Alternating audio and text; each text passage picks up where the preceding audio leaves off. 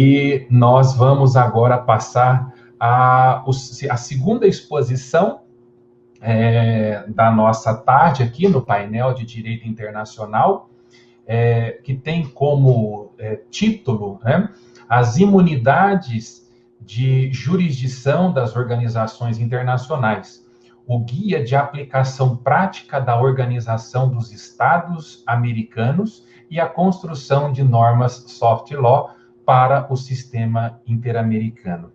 Nesse sentido, nós teremos como expositores Luiz Felipe Costa Santana, que é mestrando em Direito pela Universidade Federal do Espírito Santo, e Vinícius Assis Silveira, que também é mestrando pela mesma universidade, além da professora doutora Valesca Reiser, né, que é doutora em Direito pela Universidade de Barcelona, professora titular de Direito Internacional do Departamento de Direito da Universidade Federal do Espírito Santo. Portanto, sejam muito bem-vindos, Luiz Felipe, Vinícius. Vocês têm a palavra para fazer a exposição, usar do tempo como lhes convier, e gostaria de dizer aos senhores que é um prazer tê-los conosco, estar partilhando dessa banca com vocês aqui no 18º CBDI. Vocês têm a palavra, fiquem à vontade. Muito obrigado. Boa tarde, meus amigos, minhas amigas. Uma ótima tarde a todos. Boa tarde, professor Luciano Meneghetti. Obrigado aí pela apresentação, por conduzir a nossa tarde, a nossa mesa de debate aqui, que certamente será muito enriquecedora para todo mundo. Bom, meu nome é Vinícius, eu vou dividir essa apresentação com o meu amigo Luiz. Nós somos mestrandos lá do Programa de Pós-Graduação em Direito Processual da Universidade Federal do Espírito Santo, e orientando-os nós dois da professora Valesca, que não pode estar aqui agora, porque ela está em outra banca, está em outra mesa, e a gente dividiu com ela um artigo sobre o qual a gente vai falar aqui agora. O tema, o professor Luciano já disse, as imunidades de jurisdição das organizações internacionais, o guia de aplicação prática da Organização dos Estados Americanos e a construção de normas soft law para o sistema interamericano. Eu também queria cumprimentar, antes de entrar no tema propriamente dito aqui, o pessoal do grupo de pesquisa do Labirinto da Codificação do Direito Processual Internacional, coordenado pela professora Valesca, do qual o Luiz e eu fazemos parte como pesquisadores, e cumprimento aos colegas que também vão apresentar trabalhos aqui durante todo o congresso. A apresentação, então, ela vai tratar justamente da imunidade de jurisdição das organizações internacionais, levando aí em consideração as recomendações do Guia de Aplicação Prática da Organização dos Estados Americanos, da OEA, né? A OEA.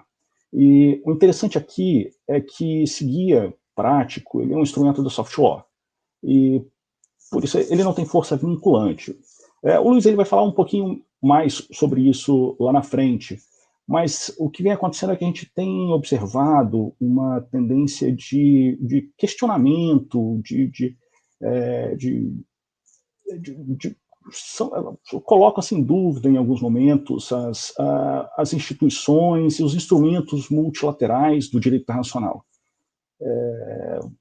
Por exemplo, a gente falando aqui da OMS, né, que ela vem sofrendo alguns ataques de grupos nacionalistas, vem sofrendo críticas de grupos por interesses diversos, por influências políticas e tal.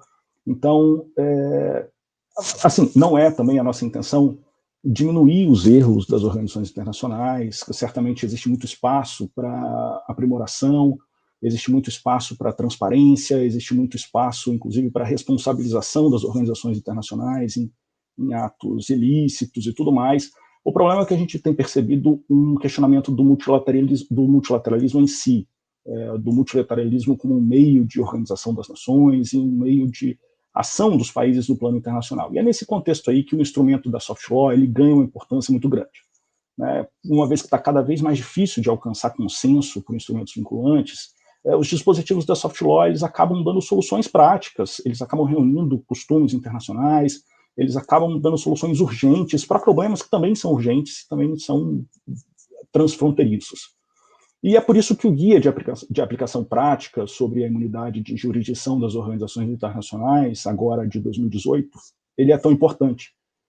Ele é um instrumento de soft law que reúne justamente essas melhores práticas sobre a imunidade de jurisdição na região. E pode servir como norte aí, tanto para modificações internas, modificações legislativas internas nos sistemas nacionais, como para a harmonização das práticas do próprio âmbito regional.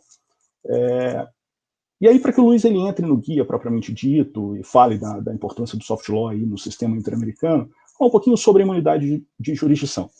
É bem pouquinho, tá, gente? É um resumo dentro do escopo, dentro do espaço de tempo que a gente tem aqui, pela natureza da apresentação. O debate é gigantesco, dá para a gente passar horas falando sobre ele, mas eu vou falar só para introduzir o tema, para o Luiz falar sobre o soft law, sobre o guia aqui.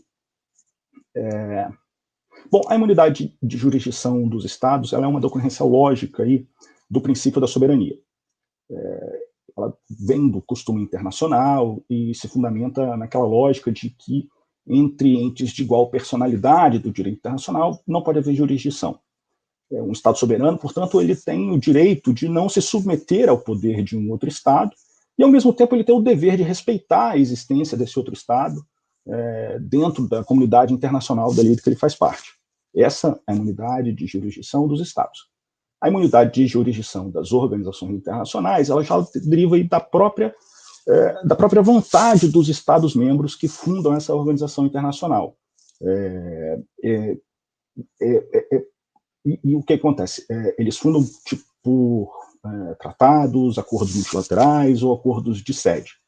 Então, isso significa que são os próprios criadores das organizações internacionais que estabelecem os direitos e os deveres que elas vão ter, né? A imunidade de jurisdição das organizações internacionais, então, ela provém dessa vontade expressa dos Estados-membros, como é o caso, por exemplo, da Convenção sobre o Privilégio e Imunidades das Agências Especializadas da Organização das Nações Unidas.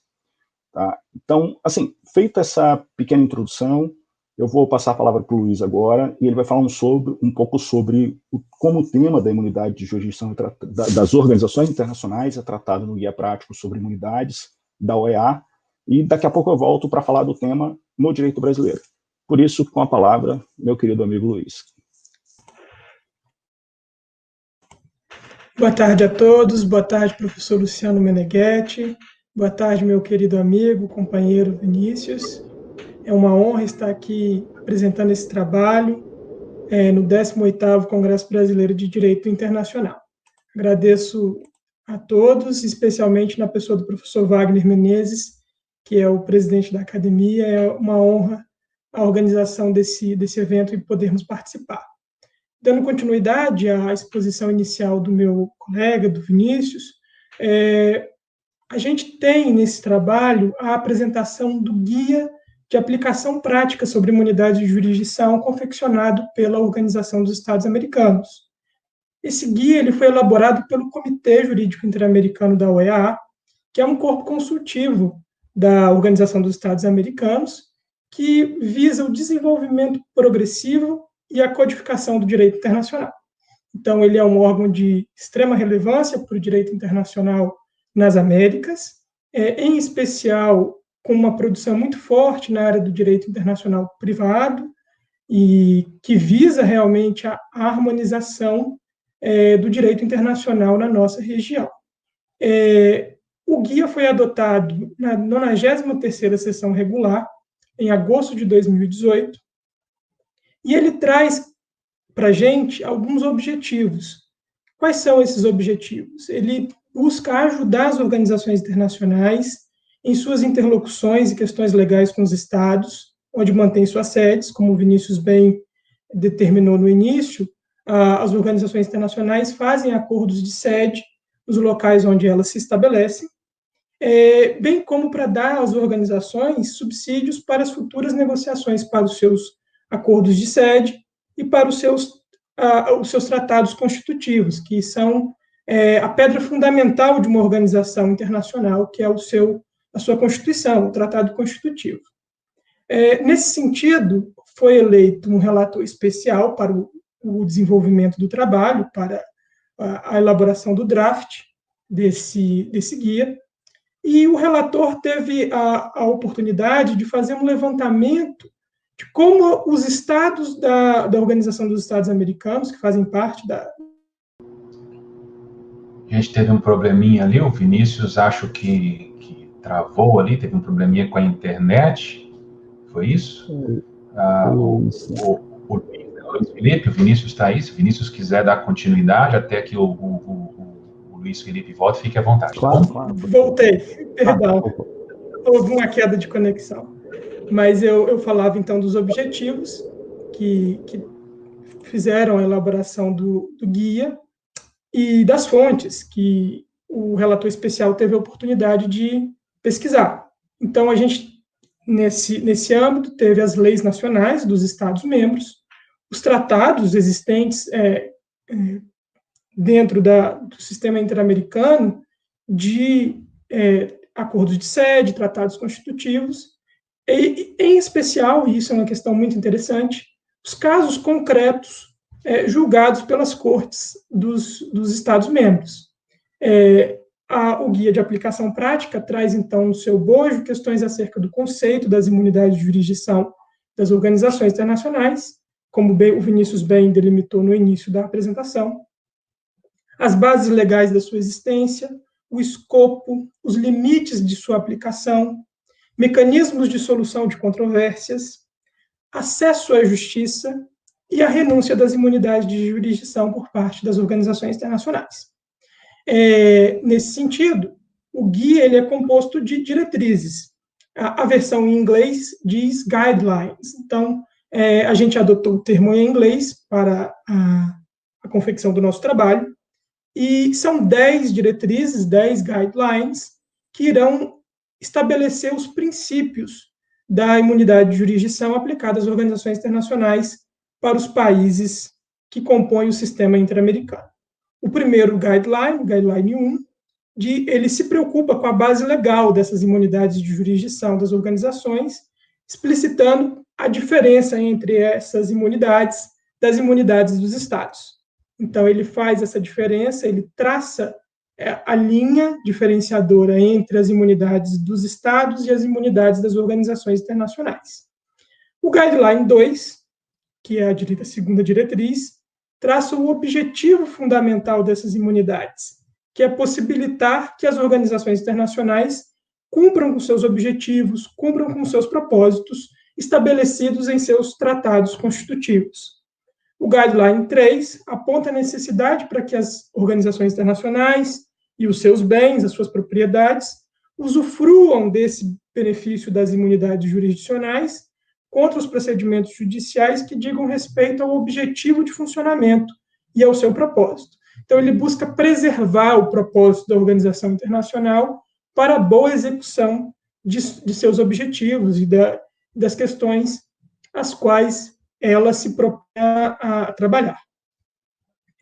O Guideline 4 é um importante guideline, uma importante diretriz, porque até então havia um entendimento que as imunidades de jurisdição das organizações internacionais tinham um caráter quase que absoluto, diferente um pouco da construção que foi feita com relação aos Estados, da diferenciação entre atos de gestão e atos de império.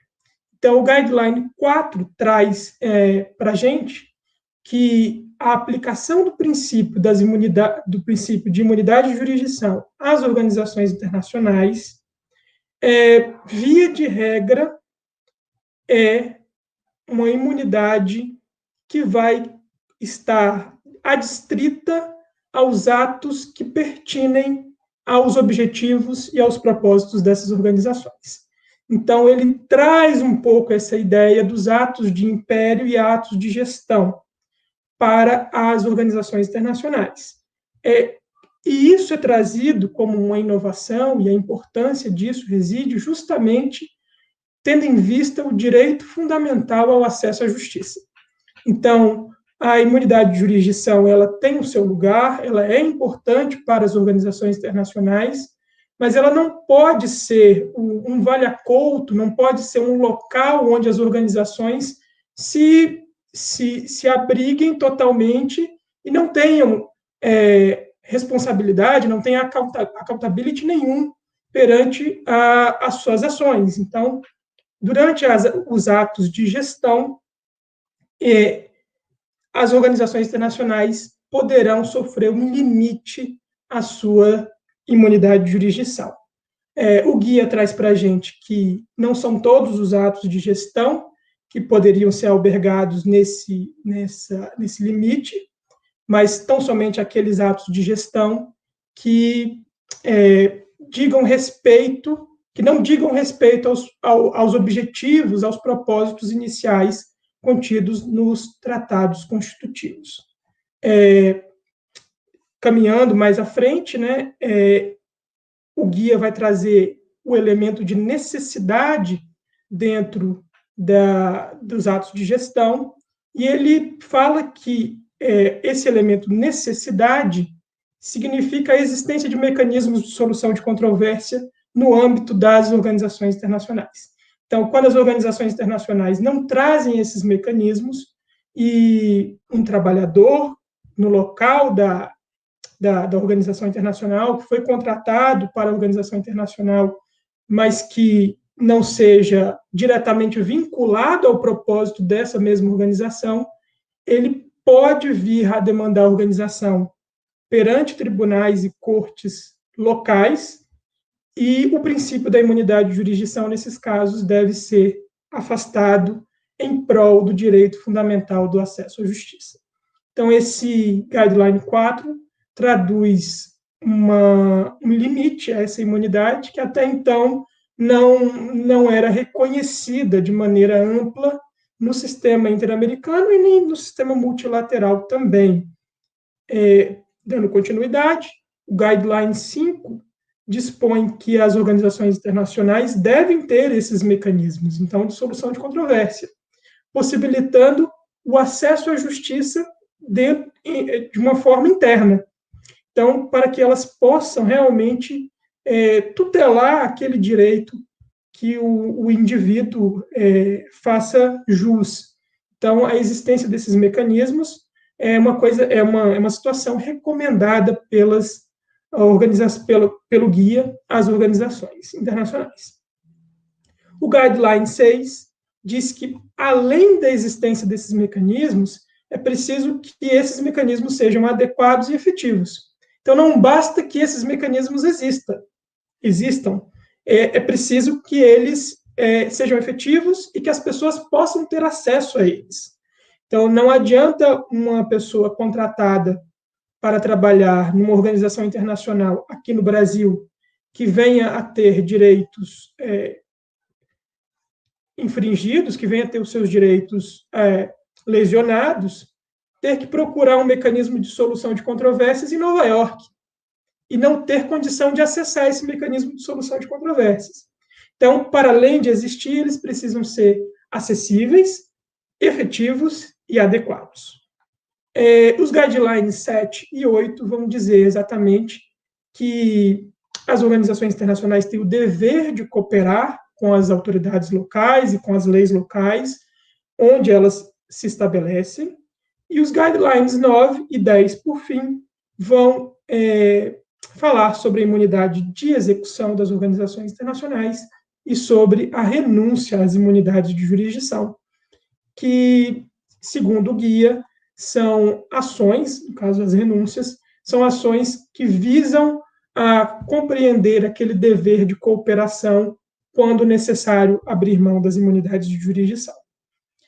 Nesses termos, o nosso trabalho ele conecta esse guia com a teoria do soft law, porque esse guia, apesar de não ser vinculante, apesar dele não ser um documento binding, né, ele não tem essa característica de hard law, ele possui princípios que podem ser aplicados pelos Estados-membros, mas ele não tem essa vinculatividade, os Estados-membros não estão obrigados a cumprir com esses guidelines, com essas diretrizes.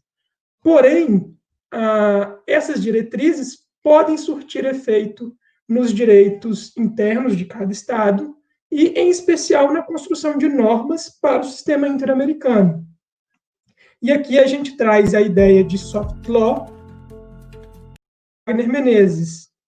do professor Wagner Menezes, que diz que a soft law, o que compõe a soft law são documentos derivados de foros internacionais, com fundamento no princípio da boa-fé, com conteúdo variável e não obrigatório, que não vincula seus signatários à sua observância, mas que, por seu caráter e importância para o ordenamento da sociedade global, e por refletirem princípios e concepções éticas e ideais, acabam por produzir repercussões no campo do direito internacional e também no direito interno dos Estados.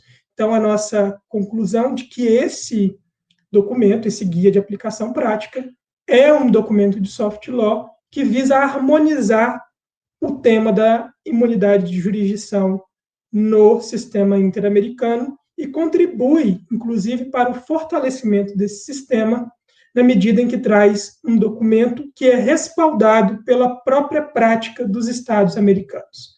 Então, essa é uma constatação que nós buscamos fazer no nosso trabalho, e o Vinícius vai dar continuidade agora, dizendo um pouco como que é o tratamento do tema das imunidades de jurisdição das organizações internacionais no direito brasileiro. Bom, pessoal, eu vou ser bastante breve, professor, eu prometo, dado o adiantar do nosso tempo, mas é porque esse tema é bem importante sobre como isso é tratado no direito brasileiro, porque recentemente o Supremo Tribunal Federal julgou o recurso extraordinário 103.4840 do DF. Ele reconheceu que essa matéria era uma matéria de natureza constitucional e reconheceu a repercussão geral da questão e fixou o tema 947, que tem a seguinte tese: o organismo internacional que tenha garantia à imunidade de jurisdição em tratado firmado pelo Brasil e internalizado na ordem jurídica brasileira não pode ser demandado em juízo, salvo em caso de renúncia expressa a essa imunidade. Bom, o caso concreto foi foi uma ação que teve origem na Justiça do Trabalho. O reclamante entra contra o PNUD, que é uma agência especializada da ONU, reclamando ali indenizações trabalhistas. O processo no TST, o TST reconhece, faz essa divisão que o Luiz falou ali, para a organização internacional desses atos de gestão e atos de império, e reconhece que um contrato trabalhista ele tem essa natureza de gestão e que, por isso, a imunidade não seria aplicada a esse caso e o PNUD poderia ser condenado a pagar as verbas indenizatórias e, por isso, a imunidade de jurisdição do PNUD seria afastada. Bom, no julgamento daquele recurso extraordinário, que deu origem ao tema 947, o Supremo fixa aquela tese de que não, o Brasil ele fica adstrito, ele fica vinculado aos termos dos acordos internacionais que dão objeto, que formam, né, o arcabouço jurídico da organização internacional em questão. A gente tem que o Brasil, especificamente com o PNUD, tem alguns contratos internacionais ali que fundamentaram a decisão do Supremo, como a Convenção sobre Privilégio e Imunidades das Nações Unidas, a Convenção sobre Privilégio e Imunidade das Agências Especializadas das Nações Unidas e o Acordo Básico de Assistência Técnica com a Organização das Nações Unidas, suas agências especializadas e República Federativa do Brasil. Bom, aí fica bem claro da leitura da seção 2 da Convenção sobre Privilégios e Imunidades das Nações Unidas, internalizado no direito brasileiro, que, de fato, a Organização das Nações Unidas e os bens da organização, e qualquer que seja a sua sede ou seu detentor, eles vão gozar da imunidade de jurisdição. Então, nesse sentido, a jurisprudência do Brasil, a jurisprudência ela está de acordo com o guia. Mas, assim, a gente conversando sobre o tema para escrever, a gente concorda com a anotação feita pelo ministro Edson Fachin, por exemplo. O sistema onusiano ele é bastante vasto, com uma série de acordos internacionais, com vários tratados para regulamentar aí a imunidade de jurisdição. Então, quando o Supremo fixa aquela tese, ele poderia ter adotado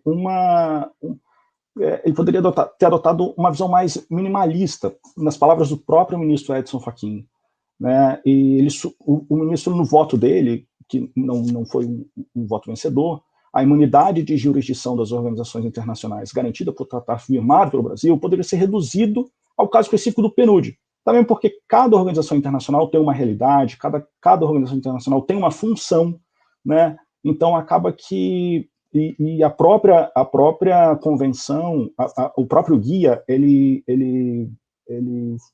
faz um elogio à imunidade funcional, né? Então, nesse sentido, ele se afasta. De fato, a gente precisa ficar vinculado ao que se é internalizado no direito brasileiro por tratados internacionais que o Brasil assina, mas, nesse caso, a tese poderia ter sido reduzida para se reduzir ao PNUD, talvez. Não precisava ser tão ampla, dada a natureza diversa das organizações internacionais. E é com isso eu encerro a minha parte aqui. Não sei se o Luiz quer colocar mais alguma coisa, Luiz. Não, perfeitamente. Nossa conclusão é justamente de que esse guia ele é um avanço para o sistema internacional, o sistema interamericano, que traz um subsídio importante aos Estados-membros ao lidarem com um assunto que é um assunto difícil, é um assunto que traz questionamentos importantes, mas que nos tempos atuais precisa ser enfrentado. E o exemplo maior disso é o que o próprio Supremo Tribunal Federal fará amanhã, no julgamento do caso Shangri-La, onde o próprio Supremo Tribunal Federal irá decidir se há imunidade de jurisdição em atos de império dos Estados praticados contra o direito internacional humanitário, dos direitos humanos, perdão. E então o guia vem responder esse anseio de realmente como os Estados devem lidar com as imunidades de jurisdição. E, principalmente, ele valoriza o direito fundamental ao acesso à justiça, que não pode ser menosprezado e deve ser sempre levado em conta a fim de protegermos os direitos humanos e os direitos das pessoas que buscam uma tutela jurisdicional. Essas são as nossas conclusões, a gente fica aberto para questões, dúvidas, e eu agradeço mais uma vez ao professor Luciano e ao meu amigo Vinícius. Muito bom, gostaria aqui de parabenizar, né, Luiz Felipe e Vinícius pela exposição, pela colocação de um tema que penso ser de cada vez mais importância, né, dada a ascensão do papel das organizações internacionais, né, nos últimos tempos. E nós temos aqui uma colocação, eu não sei se já foi respondida aqui, se o próprio Iago respondeu, se ele conseguiu encontrar, mas o Iago Alves, ele pergunta qual seria o nome do documento que traz essas guidelines, né? O documento específico, vocês poderiam mencionar aí para o pessoal, para o Iago? Você fala, Paulo Luiz? Perfeitamente. Posso? Pode, claro. Posso ir à frente? Pois não. O nome do documento se chama exatamente esse, o Guia de Aplicação Prática sobre Imunidade de Jurisdição das Organizações Internacionais. Ele não é de encontrar-se facilmente no site das organizações, da OEA, perdão.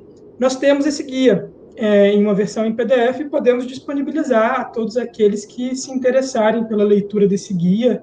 Então, a gente pode disponibilizá-lo junto à organização do Congresso e para aqueles que se interessem em ter essa leitura, sim.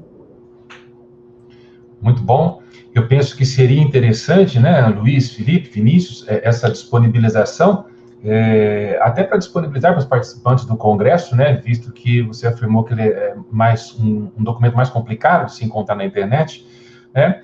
E aqui eu tenho uma colocação, na verdade, uma reflexão que eu compartilho com os senhores para que possam, assim, a gente possa ter o parecer dos senhores nesse sentido, né?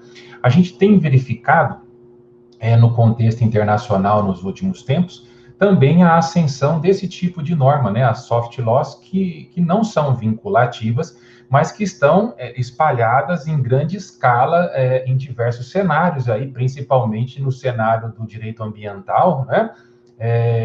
E, naturalmente, há uma certa até problematização, uma certa discussão doutrinária no tocante ao próprio conceito das normas soft law, a sua abrangência, mas, sem dúvida, dentro daquilo que vocês pesquisaram no artigo, esse tipo de norma, certamente ele pode servir como parâmetro e impulso para os estados no tocante à elaboração de normas vinculantes, né? Então, nesse contexto, eu coloco para vocês a seguinte questão, né? Essas normas soft law, no âmbito do sistema interamericano, hoje elas têm uma relevância acentuada, como vocês salientaram no trabalho, né? Ou seriam normas mais assim de caráter político, elaboradas, vamos colocar aqui na linguagem coloquial para o inglês ver? Os países, eles realmente se comprometem com a soft law, embora não sejam obrigados, ou o que se observa é um movimento de influência desse tipo de norma dentro do sistema normativo e no comportamento jurídico, normativo, político dos estados.